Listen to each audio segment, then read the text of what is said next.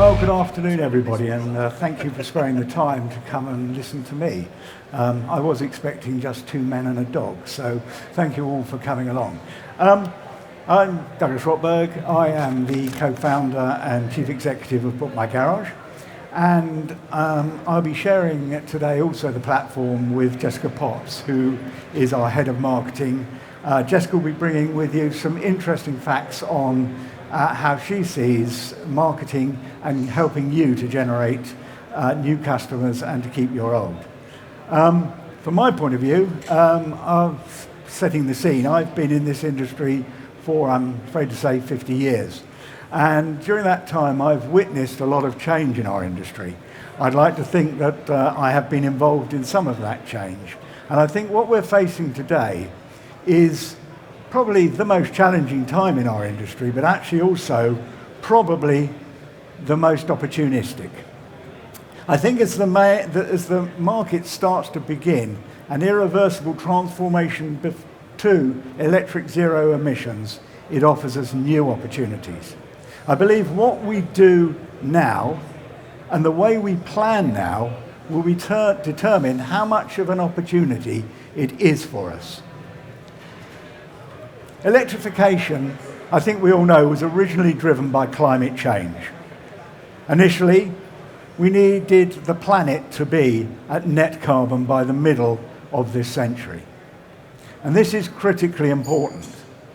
But actually, I believe it is no longer the driving force of EV change.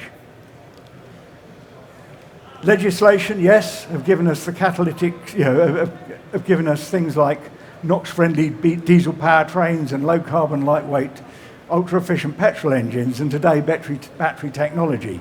But we all know that the government today are backed behind electric technology. And I think the consumer is following that. And if we look at this chart, I think it seems fairly clear what the customer's choice is. We can see that diesel and petrol are falling away. And we can see that actually the plug-in hybrid vehicle is also sort of stationary. But what is taking off is the battery electric vehicle. So let's not kid ourselves, it is coming. And I think it's coming faster than we probably realize.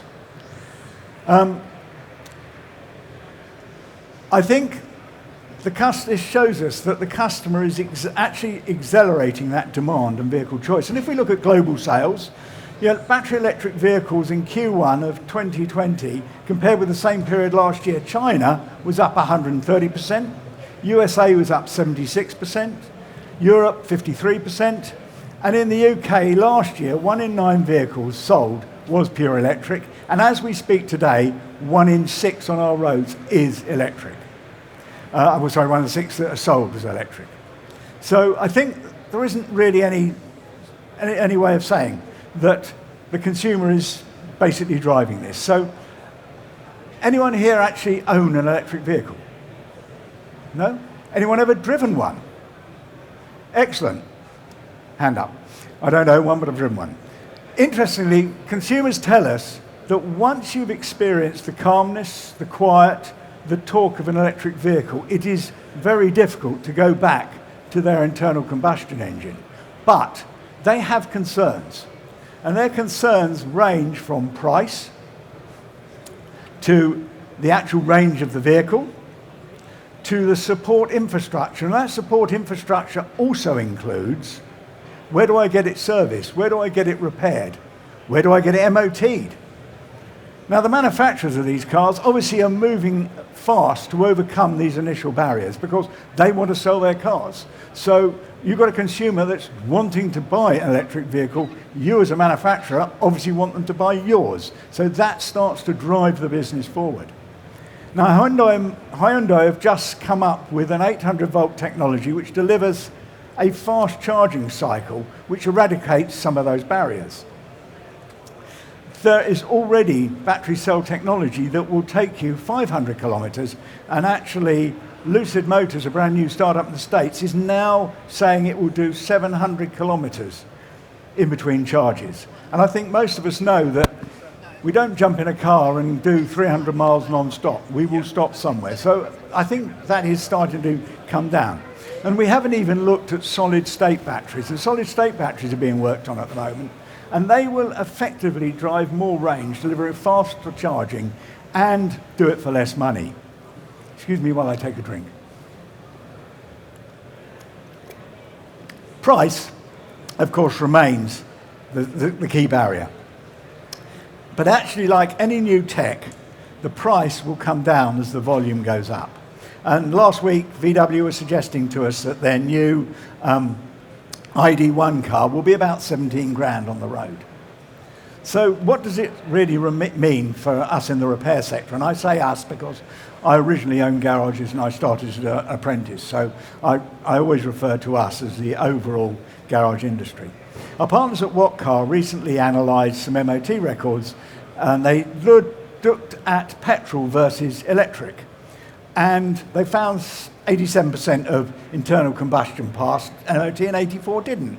And I suppose it's a bit early days to draw conclusions, but I think we could safely say, because one in 10 MOT failures is tyres, then obviously the EVs are going to see a more dramatic tyre wear.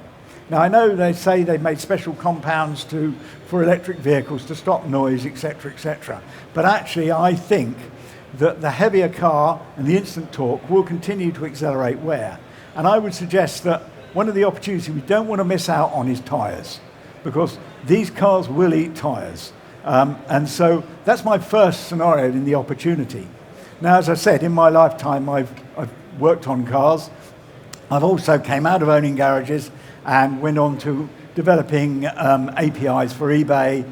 eBay Motors were the first API developer. We also developed a platform for selling ex-lease cars directly to the public. And that model today has been taken by Cinch and Kazoo and put on steroids. But that we designed and developed some 10 years ago. So we try as a business and as a group to look at where industry is growing so that we can start to actually produce product that meets that customer requirement.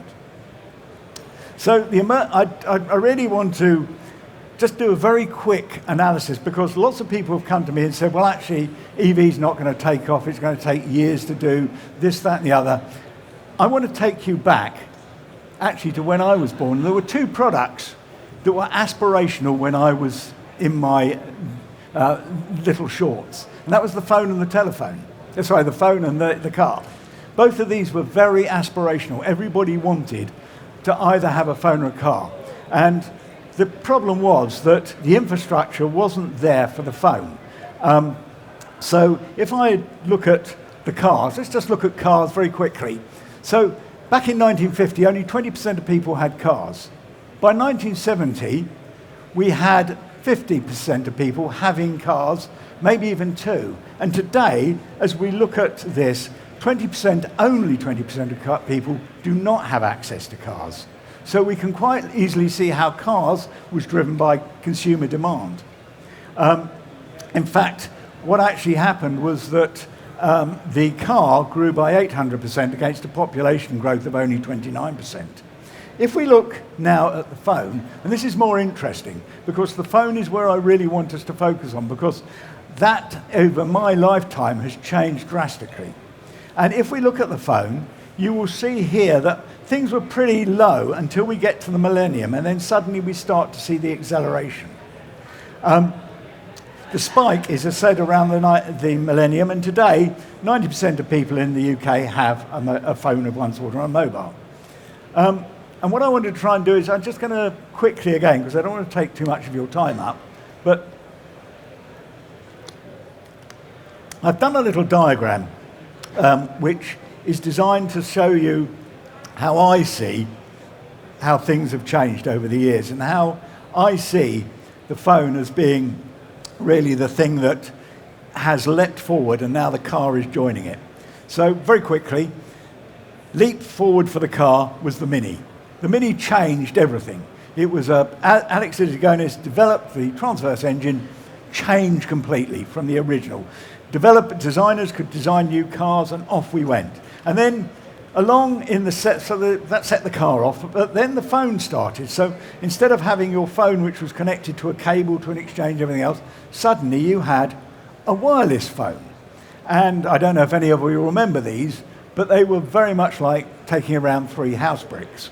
And you had an aerial, and if there was another aerial somewhere over there, you could probably get a signal, and it would probably last 2 hours. I see that as where we are probably 8 years ago, 5 years ago with electric vehicles. It was, I can only go 3 miles or 30 miles or whatever. So the next big change really came in the 80s. In the 80s, people had started to take this technology, they wanted to use it, so the 3 house bricks became 1 house brick. So you can now hold the 1 hand brick, and reception got better and everything got better. But the car really didn't have any massive changes. It had a bit of technology, but nothing really changed. Then we look at the BlackBerry, and the BlackBerry was the next jump. And now that phone that was this 3 blocks of batteries, got that 3 blocks of bricks, got down to 1 brick. We've now got a very small handheld device which has got a quirky keyboard. And so we can now actually talk to each other through emails and through text. That was really the start of things. But then, again, car didn't move much. The next massive move was obviously the iPhone, and Steve Jobs did a great job in connecting the internet, and now we had the BlackBerry, so we had the internet along with our quirky keyboard and the smartphone as we know it was born. The car still didn't really progress until we got to 2010. And around the 2010 mark, I say 2010, it's very sort of, just pulled some figures together. We started to see the electric vehicle come on board, and really driven by the likes of Tesla and Nissan, we started to see it come out into the marketplace.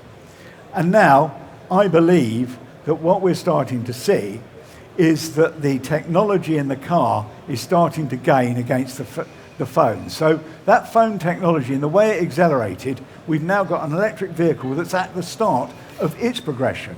And I believe that the actual phone is starting to reach a hiatus, and the technology in the car will start to take over.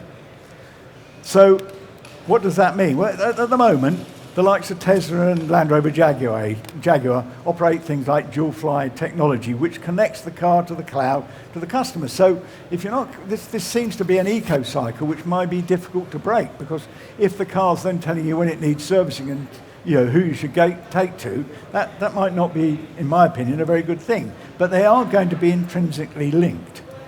Now, let's just put some reality to this, because new car registration numbers have not taken off because of supply issues, we know that. And there is no doubt there's going to be some pent-up demand.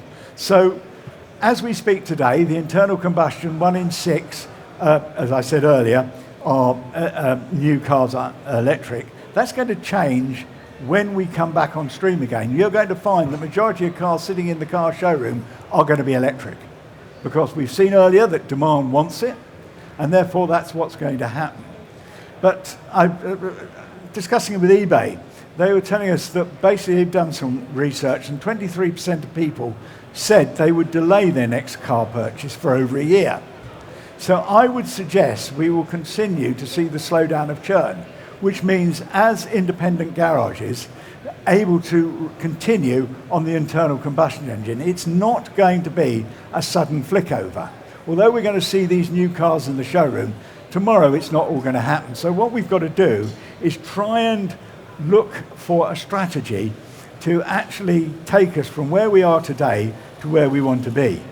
So if we look today, that's the sort of what the future is going to look like in a car. So how do we disrupt that? How do we make sure that we are actually going to be in the forefront? And I think our customers have had a fairly low expectation of us as garages. The product that they've been driving around in is not really high tech. But yet when they move into an EV, they've got all this technology with them. Now this is technology similar to their smartphone, And they will be expecting a level of consumer experience which goes with that which they get from Amazon, which they get from Booking.com, and from everybody else. That is the level they will expect, I believe, from us as garages. And realistically, it's not for us. The technology is something that we've got to understand, but actually I believe that the consumer will always want choice. Never mind what all this is telling them, at the end of the day, they will want to go either to the garage that they trust, or they want to go onto sites such as ours, and they will want to search. And so a couple of years ago, we were approached by a company who wanted us to develop some software with them for voice-activated bookings for car servicing over the Alexa platform. And so we've already developed voice-activated service and MOT bookings. And that competition was run by Amazon because it was on Alexa voice box, and our partner won that award with our technology. So I believe that our job is to try and help to ensure that our garage partners get into this connected technology correctly. And so I'm asked our development team to start looking again at how we can actually give voice-activated stuff through our platform for our garages, because I think that's going to be one of the things that, as consumers want to go forward, they'll want. So thank you. I'm going to stop now, because you've probably heard enough of my voice. I'm going to pass you over to Jessica. Jessica Potts is the head of marketing for Book My Garage. She's been with us for, I think, 3 years. 3 years? Tried 5, okay, so time flies. 5 years. She started just in our marketing department. She is now head of our marketing. She is also a chartered marketer, which is probably one of the highest qualifications you can get. And we are very pleased to have her on board. She is a young person. She understands what's going through the young people's minds. And realistically, we have to as well. This technology of electric cars is going to come faster, I believe, than we actually think. Jessica, can I pass over to you? And your clicker's there. I will go to that one. There we go. Is this on? Hello? Yes. Is it on? Yes. Okay. So Douglas has actually asked me to come up and speak a little bit about how independent garages can grow their businesses online. So I'm just going to start quickly by talking about why it's important to do so. So this graph here shows the volume of MOTs that have been carried out each month, and it shows the growth is actually February each year, if that makes sense. So it shows the actual volume of MOTs that have been carried out has remained pretty constant, at about 2.5 million every February, from pre-pandemic levels up to now. However, when we look at the volume of people who are searching online to book their MOT, you can see that's grown by 150%. It's nearly tripled in that same time period. So there's a much higher proportion of people now going online to find a garage to book their MOT at. So that's why it's more important now than ever for independent garages to be growing their presence online in order to be able to maximise on the opportunity, because it's where the consumers are. You need to be meeting your consumers where they are, and that is, simply put, online. So I'm just going to talk a tiny bit about how garages can be both... Can you hear me? Yes. How garages can be both findable and bookable online. They're the two keys for how you can make sure that you're maximising on that opportunity, the growth of digital searches. So first of all, I'm going to break it down into findable. How can you, as an independent garage, make sure that you're found by those people who are searching online? I mean, this one's pretty obvious. You need a website, right? But it's not just a website. You also need to make sure that it's optimized for mobile. 60% of our traffic on Book My Garage comes from people who are on their mobiles. So it's really important to make sure it's optimized for mobile. You also need to make sure that it's optimized for the search engines, and I'll come on to that in a little bit more detail in a sec.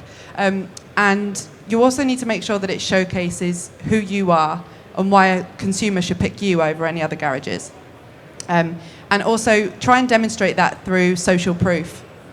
You know, review widgets or customer testimonials, any points that really support your key reasons why a consumer should pick you.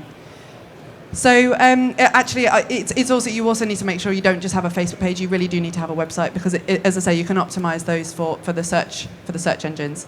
So next, my next recommendation is to make sure that you're ranking in local searches. It's going to be difficult if you're just a small independent garage. It's going to be difficult for you overnight to outrank the bigger, larger websites that are more established. So try and find what people are searching for in your local area, and make sure that you optimize for those more niche terms. I also suggest that you advertise on Google, because you can then make sure that you get to the top of Google for those higher volume search terms, and that you can get a huge amount of growth through doing that. But you need to make sure that you optimize for maximum bookings. I'm trying to rush through this because I think we're running out of time, aren't we? And lastly, my last recommendation is 75% of searches actually click on one of the top 3 results in Google. So if you're in Bristol, for example, search for MOT Bristol. If you're in Liverpool, search for MOT Liverpool. See which websites are at the top of Google. Are there any directories on there? Are there any comparison sites like Book My Garage? If there is, make sure that you and your garage are listed on that comparison site, because those searches are going on those websites and they are booking. Whether you like it or not, they are making those bookings. So if you're not on those websites, you will be losing those bookings to competitors. And then finally, you obviously need to make sure that you're bookable. Now, it's no longer any good just to say, well, we've got a phone number, we've got an inquiry form. Especially, during the pandemic, during the lockdown, user behavior completely changed, especially with regards to digital behavior. People expect things right now. They expect transparency. They want to be able to see exactly what the price is going to be for the product that they're wanting to book. So show prices for that exact car. It also instills trust. And then make sure that you can take that booking instantly online. They really want to get it boxed off. It's a distress purchase. They don't want to be waiting for a phone call. They just want to get it boxed off and move on to the next. So I think that's it from me. If you can nail all of these, you're really geared well to grow online and maximize the opportunity. Thank you, Jessica. Right, let me just quickly wind up. I believe we are facing a greenfield opportunity today with EVs. I think it's a chance that we can change the way that we operate as a garage. As I said earlier, it's not going to be a flick switch. It's going to happen over a period of time. I would suggest one of the biggest problems we're faced with is actually this one, which is our skills gap. And that's something that we do really need to focus on, because I believe that this change is going to happen quicker than we think. And I think now is the time that you really need to start to train your people on working on electric vehicles. We really look at bodies like IMI, which I'm a member of, obviously, and Hevra as really lovely, great people to be working within this space. But one of the other things I think we should look at is our labour rates, because actually, although we're saying there's going to be less work in electric vehicles, actually we've got to spend money training people, we've got to spend money on equipment. I think looking at our labour rates and adjusting our labour rates accordingly for electric vehicles is an opportune moment. We had in servicing the costs were always fairly transparent. As we move into electric vehicles, I think we have more and more opportunity. And we have to get, according to IMI, some 75,000 technicians trained to operate. And we need to keep those technicians in our garages. So we need to look at ways we may be able to incent them to remain with us rather than move away. So I think it's a myth to say that we can actually earn less money with electric. I think we'll go faster through our shops. But I also think that with an increased labour rate, and as the vehicle gets older, I think we're going to find some opportunities we don't see today. And so I think that's important that we understand as those opportunities come about. And Jessica's been in and talked to us about actually meeting our customers online, which I think is really important. I think customers are price sensitive. But actually, they will also look at reviews. They'll also look at where you are, and those are really key important factors as well. And I just quickly look at one of our websites. This is Nick, and this is typical of how you want to really interact with your customer, be that electric vehicle or whether it's normal. Is that site is a really friendly site. It's got Nick on there, who is a lovely guy. He's got a couple of garages. It's got a booking widget, it's got reviews. As a customer lands on that, that's what they want. And as we look into electric vehicles, we'll be looking at all this sort of thing. Jessica's talked to you about ranking on Google, which I think is really important. I think booking tools are really important. And we've launched now our electric vehicle servicing because we believe that we should be out in the market, because we're getting customers say, where do I get my car serviced? So we need you on board as electric vehicle specialists. I said earlier on the website, the reviews are really important. And they really are, because it tells customers a lot about you. And even if they're customers that are your regular customers, they're going to go onto Google, they're going to have a look, but also they want to know what other people see. And I really thank our garages, because our garages have been absolutely amazing to us. We have a 4.8 score on both Google and on Trustpilot. And I don't pay Trustpilot. I won't pay anybody for reviews. Reviews need to be absolutely transparent. And I think showing that that's the level at which our garages are actually committing to their clients is amazing. And I thank them wholeheartedly, not only for their business, but what they've been able to do. So I don't want to take up too much more of your time. I can see I've run over a little bit. I'd just like to thank you for coming along. I'm not sure whether we're the right sort of people for you or not at Book My Garage, but I would just like to leave you with one final thing. And it's just, I like analogies. I like looking at things. And I look at it as a bit like, you can go off to the pond of Google or Bing or Facebook, and you can cast your rod, and you might catch a bite. But if you go with an experienced angler, they know where the best fish are, what the best bait to use is to land the fish that you want. So I would suggest, before you engage anybody to assist you in your journey into electrical, or even today on your IC, is that you don't settle for people who say they'll give you so many clicks or so many traffic. That's out. You want customers. So if somebody's coming to you to sell their business, ask them to show you the fish they caught, how much did it cost? Because that's the important bit. Anyhow, I thank you again for your time. I wish you every success in your businesses in what I think is going to be a very, very exciting future. Thank you.